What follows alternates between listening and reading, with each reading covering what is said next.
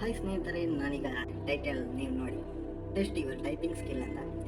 ಎಷ್ಟೇ professional work ಇದ್ದರೂ ನಾವು ಕಲಿಬೇಕಾದದ್ದು ಮೊದಲ ಹಂತ ಟೈಪಿಂಗ್ ಸ್ಕಿಲ್ಗಳು.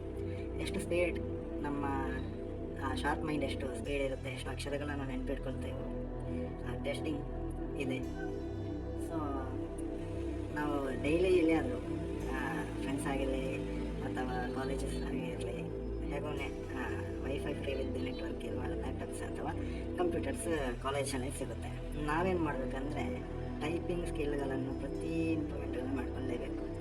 ಐ ಟಿ ಕಂಪನಿ ಆಗಲಿ, ಇತರೆ ಸರ್ಕಾರಿ ಅಥವಾ ಪ್ರೈವೇಟ್ ಸೆಕ್ಟರ್ನಲ್ಲಿ computer skill plus typing speed ಇದ್ದರೆ ಅತ್ಯುತ್ತಮವಾಗಿ ನಮ್ಮ ಕೆಲಸಗಳನ್ನು ಬೇಗ ಮುಗಿಸ್ಬೋದು.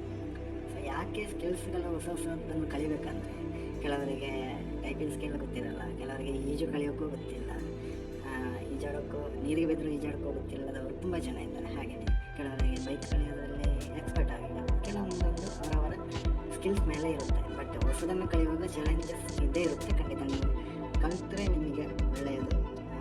ರೈಟ್ಗೆ ತುಂಬ ವೆಬ್ಸೈಟಲ್ಲಿದೆ, ಬ್ರೌಸಿಂಗ್ ಮಾಡಿದರೆ ಸಾಕು. ಗೂಗಲ್ ಕ್ರೋಮ್ 60 ಸೆಕೆಂಡ್ ಇದೆ, ಅದಕ್ಕಿಂತ ಒನ್ ಅವರ್ ಕೂಡ ಇದೆ.